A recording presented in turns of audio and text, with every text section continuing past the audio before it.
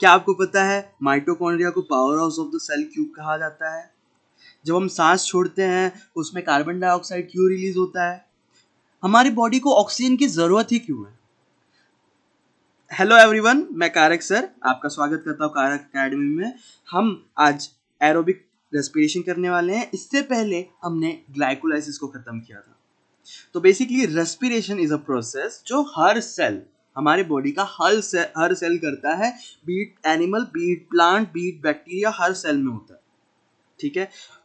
और इस प्रोसेस के दौरान हमारे सेल में एनर्जी रिलीज होता है। किससे? फूड मॉलिक्यूल से। ग्लूकोज हो गया, फ्रुक्टोज हो गया, कोई भी चीज, ठीक है, प्रोटीन हो गया, फैट हो गया, किसी भी चीज से हम एनर्जी रिलीज करते हैं। तो उसको ऑक्सीडेशन करते हैं, बेसिकली जलाते हैं in step wise gradual manner, ताकि हमारी सेल उस एनर्जी को जो रिलीज हुई है उसको एक यूजेबल फॉर्म में कन्वर्ट कर सके और उस एनर्जी को हम यूज करके लाइफ को कंटिन्यू कर सके। ठीक है। तो इस क्लास में आपको समझेगा, जब हमने बचपन में पढ़ा था mitochondria is a powerhouse of the cell, वो हम क्यों कहते हैं, माइटोकॉन्ड्रिया पावर हाउस क्यों है, वो एनर्जी जनरेट करता है, कैसे, आज जानते हैं। ठीक है। For aerobic respiration to take place within the mitochondria, mitochondria के अंदर एरोबिक रेस्पिरेशन होता है। ठीक है। माइटोकॉन्ड्रिया के अंदर एरोबिक रेस्पिरेशन होता है in the presence of oxygen. ये रेस्पिरेशन का प्रोसेस को कंप्लीट करता है। ठीक है। For the final product of glycolysis, pyruvate is transported from cytoplasm to mitochondria. ठीक है। तो थोड़ा सा ब्रीफ कर देंगे ग्लाइकोलाइसिस को। हमने ग्लाइकोलाइसिस में फूड मॉलिक्यूल जिसका एक कंपोनेंट होता है कार्बोहाइड्रेट, उसको डाइजेस्ट करके हमने ग्लूकोज लिया था। ग्लूकोज को हमने रेस्पिरेशन में डाला था। तो पहला प्रोसेस होता है ग्लाइकोलाइसिस। ठीक है। ग्लाइकोलाइसिस में 6 कार्बन कंटेनिंग मॉलिक्यूल ग्लूकोज टूट के 2 मॉलिक्यूल पायरुविक एसिड देता है। हर मॉलिक्यूल ऑफ पायरुविक एसिड में 3-3 कार्बन होता है। तो बेसिकली पार्शियल ऑक्सीडेशन होता है जहां पे 6 कार्बन का ग्लूकोज टूट के 2-3-3 कार्बन के मॉलिक्यूल बना लेता है, जिसको पायरुविक एसिड बोलते हैं। ठीक है। तो बेसिकली ग्लाइकोलाइसिस होता है साइटोप्लाज्म में। ठीक है। उसका लोकेशन इंपॉर्टेंट है। अभी उसको ले जाया जाता है माइटोकॉन्ड्रिया में। ठीक है। फॉर फर्दर एरोबिक रेस्पिरेशन, यही बात ये कहना चाह रहा है। तो अभी बात ये है कि ये the crucial event in aerobic respiration are important. बहुत सारी चीजें होती है, इंपॉर्टेंट क्या होता है इसमें? सबसे पहला, complete oxidation of pyruvic acid, pyruvate, by the stepwise removal of the hydrogen atoms, leaving 3 molecules of CO2। तो आपको ये बात ध्यान में रखना है कि पायरुविक एसिड को जब हम ऑक्सीडाइज करते हैं, आपको पहले अगर ये बात बता दें, ऑक्सीडेशन का मतलब ये होता है कि एडिशन ऑफ ऑक्सीजन। इसके साथ साथ ऑक्सीडेशन का ये भी मतलब होता है कि removal of hydrogen atom. For example, किसी मॉलिक्यूल में किसी कंपाउंड में मैंने हाइड्रोजन निकाल दिया तो इस कंपाउंड का ऑक्सीडेशन हो रहा है। अगर वहीं पे अगर मैंने ऑक्सीजन जोड़ दिया इस कंपाउंड में तो भी इस मॉलिक्यूल का ऑक्सीडेशन हो रहा है।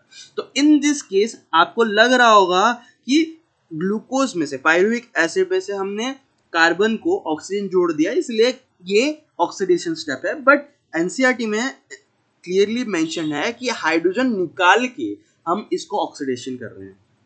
हाइड्रोजन निकालने वाला ऑक्सीडेशन चल रहा है। ठीक है। ठीक है। ओके। अगला, the passing on of the electron remove as part of hydrogen. For मतलब ये क्या कहने की कोशिश कर रहा है कि हमारे पास पायरुविक एसिड है, उसमें से एक एक हाइड्रोजन निकालेंगे। अभी हाइड्रोजन पूरा का पूरा एटम निकालेंगे। ठीक है। हाइड्रोजन में प्रोटॉन और इलेक्ट्रॉन दोनों होता है। तो जब हमने इसका ऑक्सीडेशन किया, हमारे पास हाइड्रोजन का प्रोटॉन और इलेक्ट्रॉन दोनों साथ में निकल गया। ठीक है।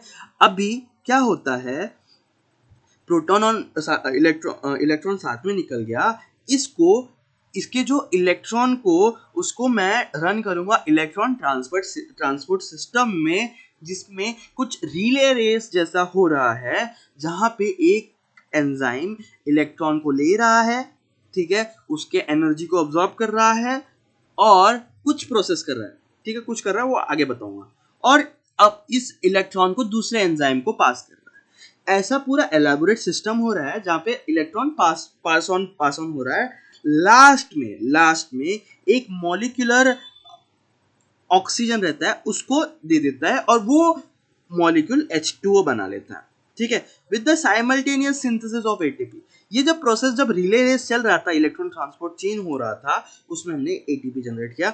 आगे समझाएंगे। ये छोटे से स्टेटमेंट में इसने पूरा का पूरा क्रेब्स साइकिल और ईटीएस को समराइज करने की कोशिश की है। तो अगर आपको ये समझना आ रहा हो तो आप क्रेब्स साइकिल और ईटीएस को देख लें, ठीक है।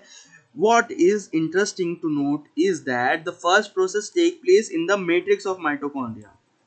ठीक है, माइटोकॉन्ड्रिया का आपका थोड़ा सा नॉलेज होना चाहिए। माइटोकॉन्ड्रिया एक सेल ऑर्गेनल है, बहुत इंपॉर्टेंट ऑर्गेनल है, इसे powerhouse of the cell कहते हैं। ये रॉड शेप्ड होता है। अगर आपने सॉसेज देखा होगा तो ये वैसा ही दिखता है। इसके पास दो मेम्ब्रेन होता है, एक आउटर मेम्ब्रेन, ठीक है, जो कि परमिएबल होता है, यानी कि वो कोई भी चीज को अंदर बाहर अलाउ कर देता है, ठीक है, इजीली अलाउ कर देता है। वहीं जो इसका अंदर वाला मेम्ब्रेन होता है वो फोल्डेड होता है, ठीक है, वो फोल्डेड होता है और वो सिलेक्टिवली परमिएबल होता है। वो किसी चीज को बहुत मुश्किल से पास होने देता है किसी रीजन की वजह से, ठीक है। वो रीजन क्या है हमें पता चलेगा ईटीएस में, ठीक है। तो इसके अंदर जो साइटोप्लाज्म, इसके अंदर जो फ्लूइड प्रेजेंट होता है, जेली लाइक फ्लूइड प्रेजेंट होता है, उसको कहते हैं मैट्रिक्स। माइटोकॉन्ड्रिया के अंदर वाला साइटोसोल वो होता है मैट्रिक्स, ठीक है, ठीक है। वो मैट्रिक्स होता है, उसमें होता है एंजाइम। ये स्पेसिफिक एंजाइम है जो कि रेस्पिरेशन के लिए पार्ट लेते, रेस्पिरेशन को फैसिलिटेट करते हैं, ठीक है। वाइल द सेकेंड प्रोसेस, तो ये पहला जो पॉइंट है वो होता है माइटोकॉन्ड्रिया के मैट्रिक्स में, मतलब क्रेब्स साइकिल है। ये क्रेब्स साइकिल की बात कर रहा है, क्रेब्स साइकिल होता है माइटोकॉन्ड्रिया के मैट्रिक्स में, ठीक है, ठीक है।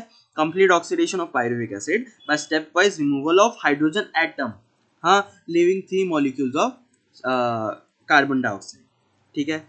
दूसरा प्रोसेस होता है is located in the inner membrane of mitochondria. मैंने कहा था माइटोकॉन्ड्रिया में दो मेम्ब्रेन होता है। जो अंदर वाला मेम्ब्रेन होता है वहां पे इलेक्ट्रॉन का चेन पास होता है, इलेक्ट्रॉन ट्रांसपोर्ट सिस्टम होता है, ठीक है। जब हमने हाइड्रोजन निकाला, उसके साथ जो इलेक्ट्रॉन है उसको हम पास डाउन करते रहेंगे और एंड में ऑक्सीजन को पकड़ा देंगे, ऑक्सीजन से बन जाएगा H2O, ठीक है।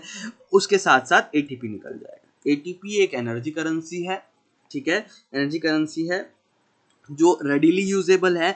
माइटोकॉन्ड्रिया ने जब एटीपी बना दिया, इस एटीपी को सेल के कोई भी ऑर्गेनल कोई भी काम करने के लिए यूज कर सकता है। ये ट्रांसपोर्ट होके चला जाएगा, यूज कर लेगा। एडिनोसिन ट्राइफॉस्फेट होता है। बेसिकली एडिनोसिन एक मॉलिक्यूल होता है जिसके पास 3 फॉस्फेट आयन जुड़े हुए होते हैं, ठीक है, और वो रिवर्सिबल होता है काइंड ऑफ। फॉर एग्जांपल अगर तीसरा जो फॉस्फेट है वो अगर इससे टूटेगा तो एनर्जी रिलीज होगा। उस एनर्जी के प्रेजेंस में कोई रिएक्शन को पॉसिबल करवाया जा सकता है एनर्जी के द्वारा, ठीक है, एंजाइम के द्वारा, माय बैड, एंजाइम के द्वारा उस एनर्जी को कन्वर्ट किया जा सकता है कोई दूसरे प्रोसेस में, कोई दूसरे रिएक्शन को फॉर्म करने के लिए। वहीं पे अगर मैंने कुछ एनर्जी लिया और इस मॉलिक्यूल को वापस से जोड़ दी तो वही अमाउंट का एनर्जी, जब इसको ये बॉन्ड टूटेगा वही एनर्जी रिलीज हो जाएगी, ठीक है, सिंपल। अभी हम जब बात करेंगे इसमें काफी सारे दूसरे एनर्जी करेंसी की बात है, ठीक है, आगे जाके हमें पता रहना चाहिए। जैसे कि यहीं पे है NADH, ठीक है, NADH नियासिनामाइड एडिनाइन डाइन्यूक्लियोटाइड, ठीक है, ये एक ATP जैसा ही एनर्जी करेंसी है, ठीक है, एनर्जी करेंसी है। अभी इसका क्या रोल है, ये अपना क्या करता है, ये हाइड्रोजन रिमूवल में फैसिलिटेट करता है। ऑक्सीडेशन प्रोसेस हो रहा है ना, तो हाइड्रोजन के रिमूवल में फैसिलिटेट करता है। जो इसका आयन होता है NAD+ होता है, ये पायरुविक एसिड से या फिर किसी भी कंपाउंड से हाइड्रोजन निकालने में हेल्प करेगा, ठीक है। तो ये ऑक्सीडाइज करता है, ठीक है, ऑक्सीडाइजिंग एजेंट के जैसा है। इसका रिकवरी होना जरूरी है, ये हमने ये हमने फर्मेंटेशन वाले चैप्टर में पढ़ लिया था। ठीक है, ठीक है। तो ये NaDH हम एनर्जी के करेंसी की तरह मानते हैं, बट इसको यूज करके इजीली कोई other cell organelle reaction perform नहीं कर पाता, कि कोई चीज एक्टिविटी नहीं करा पाता नॉर्मली, तो इसको कन्वर्ट करना पड़ता है ATP में, जो होता है माइटोकॉन्ड्रिया के इनर मेम्ब्रेन में सेकेंड प्रोसेस में। वैसे ही क्रेब्स साइकिल में एक FADH2 मॉलिक्यूल बनता है, वो भी NADH जैसा ही इलेक्ट्रॉन एनर्जी करेंसी है, उसको भी आगे जाके कन्वर्ट कर देंगे ATP में। ठीक है, what is interesting to note, ये तो हो गया। Pyruvate which is formed by the glycolytic catabolism of carbohydrate in the cytosol. ठीक है, साइटोसोल में, सेल के सोल में, ठीक है, सेल के सॉल्यूशन में, हाँ सेल के सॉल्यूशन में हमने ग्लाइकोलाइटिक कैटाबॉलिज्म किया, कार्बोहाइड्रेट जैसे कि ग्लूकोज है, ग्लूकोज को हमने तोड़ दिया। ठीक है, ये प्रोसेस मेटाबॉलिज्म का पार्ट है। मेटाबॉलिज्म कोई भी केमिकल रिएक्शन होता है हमारे सेल के अंदर, ठीक है, एंजाइम फैसिलिटेटेड होता है। ये ऐसे रिएक्शन को पॉसिबल करवा देते हैं इस प्रोसेस में, जो नेचुरली होना थोड़ा सा मुश्किल होता है। ठीक है, नेचुरली होना मुश्किल होता है। फॉर एग्जाम्पल, कार्बन डाइऑक्साइड में अगर पानी मिला दिया, पानी में अगर मैंने कार्बन डाइऑक्साइड मिला दिया तो हमारे पास सोडा मिलता है। बट जब इंडस्ट्री में ये सोडा बनाया जाता है, तब ये जो कार्बन डाइऑक्साइड होता है वो बहुत प्रेशर में इस वाटर के साथ मिक्स किया जाता है। तो आपने बॉटल में भी देखा होगा, अगर हमने सोडा बॉटल को खोलने दबाने की कोशिश की तो नहीं दबता, क्योंकि अंदर बहुत ज़्यादा प्रेशर होता है। ठीक है, उसको लो टेम्परेचर में रखा जाता है, तब जाके ये कार्बोनिक एसिड बनाता है। बट हमारे सेल के अंदर वो चीज़ नॉर्मल कंडीशन में भी हो जाता है, without high pressure, without low temperature, normal temperature में भी करवा सकते हैं इन द प्रेजेंस ऑफ एंजाइम। तो इतना स्पेशल चीज़ होता है। ठीक है, तो तो मेटाबॉलिज्म के दो पार्ट होते हैं। ठीक है, मेटाबॉलिज्म दो तरह के होते हैं। एक कैटाबॉलिज्म होता है, कैटा मतलब काट देना। ठीक है, किसी मॉलिक्यूल को अगर तोड़ा जा रहा है तो वो कैटाबॉलिज्म बोलते हैं। हाँ, एंजाइमेटिक रिएक्शन सेल के अंदर जो हो रहा है, अगर वो सेल उस रिएक्शन में अगर किसी चीज का टूटना हो रहा है, टूट रहा है, उसको कैटाबॉलिज्म बोलेंगे। अगर कोई रिएक्शन में, मेटाबॉलिक रिएक्शन में अगर दो चीज जुड़ रहा है तो उसको एनाबॉलिज्म बोलेंगे। ठीक है, ठीक है। After it enters to mitochondrial matrix undergo oxidative decarboxylation. Oxidative decarboxylation मतलब ऑक्सीडेशन प्रोसेस होते हुए एक कार्बन डाइऑक्साइड का रिलीज हो जाना। ठीक है, by a complex set of reaction catalyzed by pyruvate dehydrogenase. ठीक है, this reaction catalyzed by pyruvate dehydrogenase requires the participation of several coenzyme। coenzyme ऐसे मॉलिक्यूल होते हैं जो नॉन प्रोटीन एंटिटी होती है। जैसे कि एक चीज हो गया, ये क्या बोलते हैं, विटामिन हो गया, मिनरल्स हो गया, उनको कोएंजाइम की तरह ट्रीट किया जाता है। उनके प्रेजेंस में ही कोई रिएक्शन एंजाइम करवा पाता है। एंजाइम टोटली प्रोटीन का बना हुआ होता है। ठीक है, ठीक है। जैसे कि पायरुवेट डिहाइड्रोजनेज एक इम्पॉर्टेंट एंजाइम है जो काम करेगा सिर्फ और सिर्फ Mg2+ के आयन के प्रेजेंस में। ठीक है, और ऑफ कोर्स ये सारी चीजें रिएजेंट होने चाहिए। अगर ये नहीं होगा तो ये भले ही आपके पास रिएजेंट्स हो, ठीक है, और एंजाइम भी हो, तो प्रोडक्ट नहीं बना पाएगा until and unless magnesium ion इसके पास हो। समझ में आ रहा है? ठीक, ठीक है। तो मैं इस रिएक्शन को समझा रहा हूँ। ठीक है, इस रिएक्शन को हम लिंक रिएक्शन भी बोल सकते हैं, जो कि क्रेब्स साइकिल माइटोकॉन्ड्रिया के अंदर मैट्रिक्स में हो रहा है। मैट्रिक्स में क्रेब्स साइकिल के एंजाइम्स, ठीक है, एंजाइम्स है। तो पायरुविक एसिड को अंदर तो ले गया। ठीक है, अभी पायरुविक एसिड हमें ग्लाइकोलाइसिस में मिला। ठीक है, तो ग्लूकोज के प्रोडक्ट को हमने क्रेब्स साइकिल के रिएजेंट के साथ लिंक करने की कोशिश कर रहे हैं, इसको लिंक रिएक्शन बोलते हैं। ठीक है, क्रेब्स साइकिल में एंटर करता है एसिटिल कोएंजाइम। ठीक है, पर हमारे पास तो ग्लाइकोलाइसिस से पायरुविक एसिड आया, तो पायरुविक एसिड को एसिटाइल कोएंजाइम ए में कन्वर्ट करने के लिए एक लिंक रिएक्शन होता है, जो कि क्या होता है, पायरुविक एसिड में एक कोएंजाइम ए लग जाता है, ठीक है, कोएंजाइम ए लग जाता है, ठीक है। इस रिएक्शन में देखने का पायरुविक एसिड जो कि 3 कार्बन कंटेनिंग मॉलिक्यूल होता है, वो इन the presence of pyruvate dehydrogenase क्या करता है, एक एसिटल कोएंजाइम ए लगा देता है, तो ये और एक CO2 उड़ा देता है, एक CO2 निकल जाता है, तो 3 कार्बन में से एक कार्बन CO2 के फॉर्म में उड़ गया, ठीक है। तो मेरे पास बचा 2 कार्बन का एसिटाइल कोएंजाइम ए। इस प्रोसेस में ये ऑक्सीडेशन प्रोसेस है, इसमें डिहाइड्रोजिनेज एंजाइम क्या करता है, NAD+ को हाइड्रोजन निकाल के दे देता है, तो NADH उसके साथ साथ एक H+ आयन रहता है, ठीक है, ये बन जाता है, ठीक है। ये एक बना, एक ग्लूकोज मॉलिक्यूल टूटने पे मुझे 2 पायरुविक एसिड मिला था, तो एक ग्लूकोज मॉलिक्यूल के वजह से मेरे पास 2 NADH बन जाएगा, क्योंकि 2 पायरुविक एसिड इसी साइकिल में पार्ट लेगा, तो ये बन जाएगा, ठीक है, 2 बन जाएगा, ठीक है। अभी बोल रहा है, अभी क्या है, during this process 2 molecule of NADH are produced from the metabolism of 2 molecules of pyruvic acid, ठीक है, प्रोड्यूस जो कि produce from one glucose molecule during glycolysis, यही मैं कह रहा था, ठीक है। The acetyl coenzyme then enters into cyclic pathway, ये ग्लूकोज तो स्टेट चेन था, ठीक है, ये साइक्लिक पाथवे है, ठीक है, ये साइक्लिक पाथवे है, मतलब जो मॉलिक्यूल से एंजाइम स्टार्ट हो, ये रिएक्शन स्टार्ट हो रहा था, एंड में वही चीज का रीजनरेशन हो जाता है, ताकि ये साइकिल कंटिन्यू होता रहे, ठीक है। तो ये साइक्लिक प्रोसेस है, ठीक है। अच्छा, आगे आता है the tricarboxylic acid cycle, more commonly known as Krebs cycle, after the scientist Hans Krebs who first elucidated it, ठीक है। क्रैब साइकिल को किसने डिस्कवर किया था, हेंस क्रेब ने, ठीक है। इसको ट्राई कार्बोक्सिलिक एसिड साइकिल भी बोलते हैं, क्योंकि इस साइकिल में जितने भी बहुत सारे कंपाउंड, बहुत सारे मॉलिक्यूल जो है बनते हैं, वो उसमें एक कंपाउंड के अंदर 3 कार्बोक्सिलिक एसिड दिखता है, जैसे कि मैलिक एसिड हो गया, ठीक है। अगर आपका इनका केमिकल स्ट्रक्चर देखोगे, उनमें 3 कार्बोक्सिलिक एसिड का ग्रुप दिखेगा, फंक्शनल ग्रुप दिखेगा, COOH का ग्रुप दिखेगा, इसलिए ट्राई कार्बोक्सिलिक एसिड साइकिल बोलते हैं।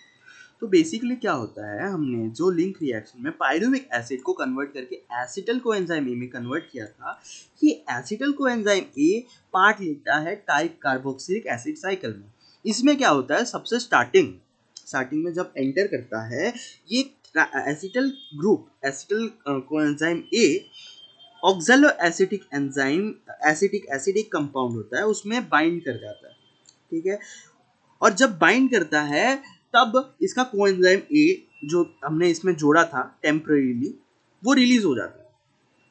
उसके साथ साथ ये डी कंडेंसेशन होता है ना, कंडेंसेशन प्रोसेस है, जिसमें पानी निकलता है, ठीक है। और ऑक्सैलो एसिडिक एसिड जो कि 4 कार्बन कंटेनिंग मॉलिक्यूल है, वो कन्वर्ट हो जाता है सिट्रिक एसिड। 4 कार्बन में 2 कार्बन जुड़ गया एसिटल का और बना दिया सिट्रिक एसिड, ठीक है, 6 कार्बन का, ठीक है। अभी तक देख लेना, हमने पायरुविक एसिड से 1 कार्बन डाइऑक्साइड निकाल लिया था, ठीक है। अभी सिट्रिक एसिड का वापस से ऑक्सीडेशन होगा, 1 कार्बन डाइऑक्साइड और निकलेगा, जहाँ पे भी ऑक्सीडेशन हो रहा है वहाँ पे NAD+ से NADH बन जाएगा, ठीक है। ये एनर्जी करेंसी है, इसको आगे जाके ATP में कन्वर्ट करेंगे, चलो ठीक है। उसके बाद बन जाएगा अल्फा कीटो ग्लूटारिक एसिड। देख लेना, 6 कार्बन थे सिट्रिक एसिड में, हमने अल्फा कीटो ग्लूटारिक एसिड में 5 कार्बन है, ठीक है। इसका वापस से ऑक्सीडेशन होता है, ठीक है, और बन जाता, और CO2 रिलीज हो जाता है, NADH वापस से बन जाता है। इसमें एक इंटरमीडिएट स्टेप होता है, जिसमें एक GTP बनता है, ठीक है। GTP एक एनर्जी करेंसी ही है अगेन, वो डायरेक्टली हमें बना देता है ATP, ठीक है। ये सबस्ट्रेट लेवल फॉस्फोराइलेशन कहलाता है, सबस्ट्रेट लेवल फॉस्फोराइलेशन का मतलब हमारे कंपाउंड ने डायरेक्टली एटीपी दिया, डायरेक्टली एनर्जी दिया, वेयर एज NADH दे रहा है मोस्ट ऑफ द रिएक्शन में, NADH2 दे रहा है जो कि इनडायरेक्टली मुझे ETS से रन करने के बाद एटीपी देगा। तो सबस्ट्रेट लेवल मतलब जो कंपाउंड लेवल पे मुझे जो एनर्जी मिल रहा है, this is called substrate level phosphorylation in a coupled reaction. Coupled मतलब जुड़े हुए एक के बाद एक, इससे लिंक, ठीक है। GTP is converted to GDP with the simultaneous synthesis of ATP from ADP।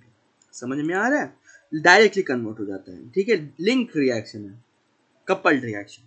अभी मैं एक बात बता दूं, ये क्रेब्स साइकिल है, ठीक है, ये क्रेब्स साइकिल है। इसमें कुछ तो सॉलिड लाइंस दिखेंगे, ठीक है, वो तो कंप्लीट इंफॉर्मेशन है। जहाँ पे डॉटेड लाइंस दिख रहा है वहाँ पे कुछ कंपाउंड मिसिंग है, ठीक है, जो आपको बताऊंगा। एक यहाँ पे इम्पॉर्टेंट रिएक्शन है जो दूसरे ETS में मेंशन किया गया है, ETS में मेंशन किया गया है यहाँ पे, ठीक है, यहाँ पे कहीं पे, बट हमारे पास वो इंफॉर्मेशन यहाँ पे नहीं दिया होगा। तो आपको मैं बताते हुए चलूंगा, गैप को फिल करते हुए चलूंगा ताकि आपको दिक्कत ना हो। तो बेसिकली हमने एसिटल ऑक्सैलो एसिटिक एसिड से सिट्रिक एसिड बना दिया, ठीक है, उसमें 2 कार्बन जोड़ा था, ठीक है। हमने सिट्रिक एसिड को अल्फा कीटोग्लूटारिक एसिड में कन्वर्ट कर दिया, एक CO2 निकाल दिया, दूसरा CO2 निकाल दिया, ठीक है। जहां भी NADH बन रहा है, NAD प्लस का इन्वॉल्वमेंट है, वहां पे डी कार्बोक्सिलेज एंजाइम का यूज हो रहा है। जहाँ पे भी, यहाँ पे भी, यहाँ पे भी, मतलब like I can say it blindly. अगर मुझे स्टेप पता है वहाँ पे डी कार्बोक्सिलेज, अगर मुझे पता है उसका सब्स्टिट्यूट मैलिक एसिड है तो malic dehydrogenase, malic dehydrogenase enzyme इस स्टेप पे लगे, ठीक है। मुझे याद करने की जरूरत नहीं है, मुझे ये प्रोसेस मोटा मोटी पता होना चाहिए, ठीक है, ठीक है। अभी ये इसका जो बीच में जो प्रोडक्ट बना होगा वो कन्वर्ट हो जाएगा सक्सिनिक एसिड में। दो बार कार्बन डाइऑक्साइड निकल गया, ये 5 कार्बन से एक और निकल गया तो 3-4 कार्बन का बचा। सक्सिनेट से फ्यूमारेट बनता है, यहाँ पे फ्यूमारेट मिसिंग है, ठीक है। फ्यूमारेट, सक्सिनेट से फ्यूमारेट जब बनता है उसका enzyme inner wall of mitochondria membrane में होता है, ठीक है, जुड़ा हुआ होता है, ठीक है। ये कुछ इनर वॉल है, ये देखो यहाँ पे सक्सिनेट से फ्यूमारेट में कन्वर्ट होता है, ये एंजाइम मेम्ब्रेन से जुड़ा हुआ है। ये थोड़ा सा बिटवीन द लाइन पढ़ने की ज़रूरत है जो मैं बता रहा हूँ। ये बाकी सारे एंजाइम अगर मैट्रिक्स में अवेलेबल भी है फिर भी NADH डिहाइड्रोजिनेज यहाँ पे जुड़े हुए दिख रहा है, और यहाँ पे क्या बोलते हैं सक्सिनेट डिहाइड्रोजिनेज यहाँ पे मेम्ब्रेन से जुड़ा हुआ दिख रहा है। तो कहीं पे भी मैट्रिक्स में हो रहा हो, इस स्टेप के लिए उस मॉलिक्यूल को यहाँ पे आने की ज़रूरत है। जब फ्यूमारेट बन रहा है तब एक मॉलिक्यूल ऑफ FADH2 बन रहा है, ठीक है, एक मॉलिक्यूल ऑफ FADH2 बन रहा है, यहाँ पे देखो, यहाँ पे एक मॉलिक्यूल ऑफ FADH2 बन रहा है, ठीक है। तब एक मेलिक एसिड बन जा रहा है, फ्यूमारिक एसिड कन्वर्ट होकर मैलिक एसिड बन गया। बीच में और प्रोसेस हो सकते हैं जो कि इन डेप्थ अगर आपको पढ़ना है तो मैं ही पढ़ा दूंगा, आप बस इस चैनल को फॉलो करते रहे। मैलिक एसिड कन्वर्ट हो जाएगा ऑक्सैलो एसिटिक एसिड जो कि रीजनरेट हो गया हमारा रिएजेंट। अभी ये साइकिल कंटिन्यू हो सकता है, यहाँ पे भी एक NADH बनेगा, ठीक है। मैं आपको टेक्स्ट बता दूं, ठीक है, the reaction is catalysed bye enzyme citric synthesis, ठीक है, सिट्रेट सिंथेज इस ऑक्सैलो एसिटिक एसिड को एसिटिल कोएंजाइम से जोड़ के सिट्रिक एसिड बनाता है, ठीक है। ये एंजाइम को याद रखना जरूरी है, ठीक है। अभी बिटवीन द लाइन एक और रिएक्शन होता हुआ दिख रहा है कि देखो citrate is then isomerise to isocitrate. Citrate का एक आइसोमरिक फॉर्म होता है आइसोसिट्रेट, जो कि आगे जाके it is followed by 2 successive steps of decarboxylation, 2 successive एक के बाद एक डीकार्बोक्सिलेशन हो रहा है leading to formation of alpha ketoglutaric acid and then succinyl coenzyme A. Succinyl coenzyme A बनता है, ठीक है, सक्सिनल कोएंजाइम ए भी यहाँ पे होगा।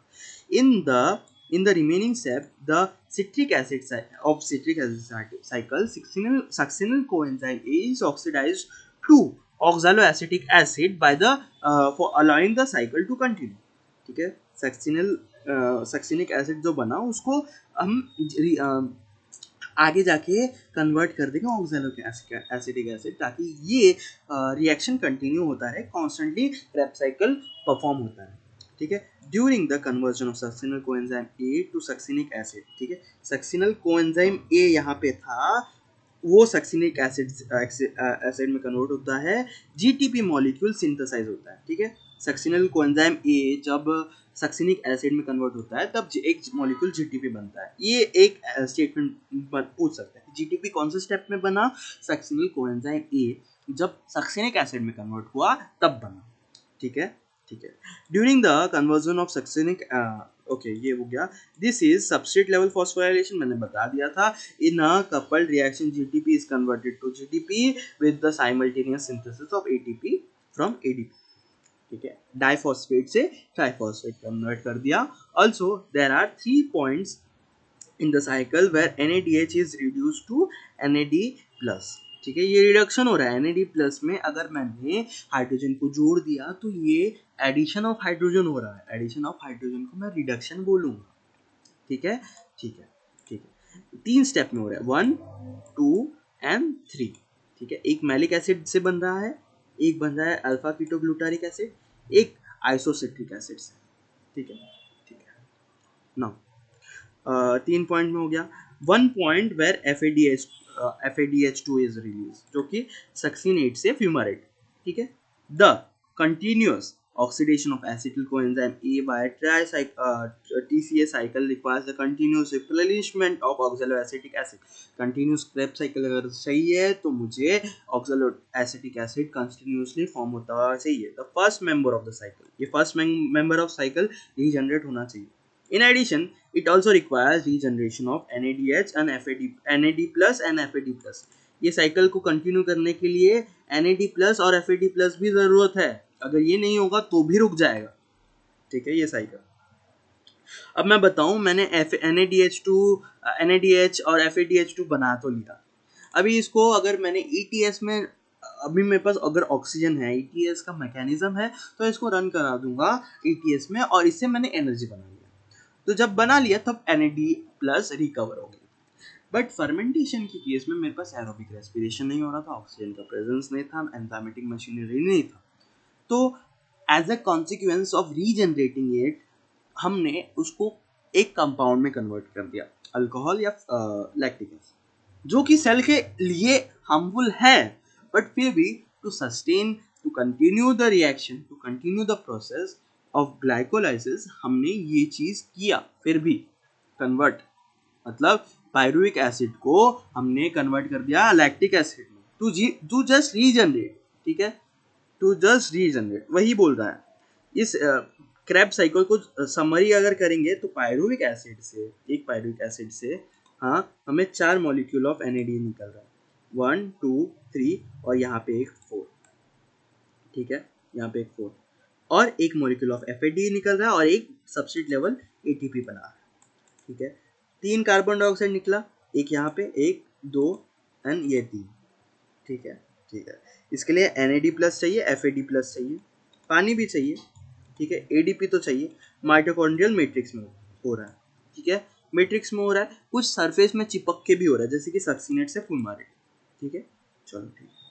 We have till now seen the glucose has been broken down to release carbon dioxide and 8 molecule of NADH। ठीक है, अब तक यहाँ पे 8, इसको क्योंकि हमारे पास एक ग्लूकोज मॉलिक्यूल से 2 पायरुविक एसिड आया, तो यहाँ पे 8 NADH बन रहा है और 2 FADH2 बन रहा है, 2 ATP बन रहा है। ठीक है, और पे ग्लाइकोलाइसिस में मेरे पास 2 NADH निकला था और 2 ATP बना था। ठीक है, इन्वेस्टमेंट स्टेप को हटा के। ठीक है, इनको जोड़ेंगे और कंप्लीटली कैलकुलेशन करेंगे थियोरेटिकली। ठीक है, चलो ठीक है। अभी क्या करेंगे, 8 मॉलिक्यूल ऑफ NADH निकला और 2 मॉलिक्यूल ऑफ FADH2 निकला।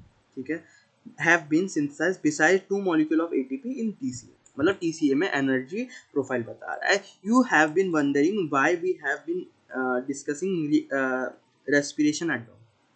ठीक है, neither O2 has come into picture nor the promising large amount of ATP has yet been synthesized।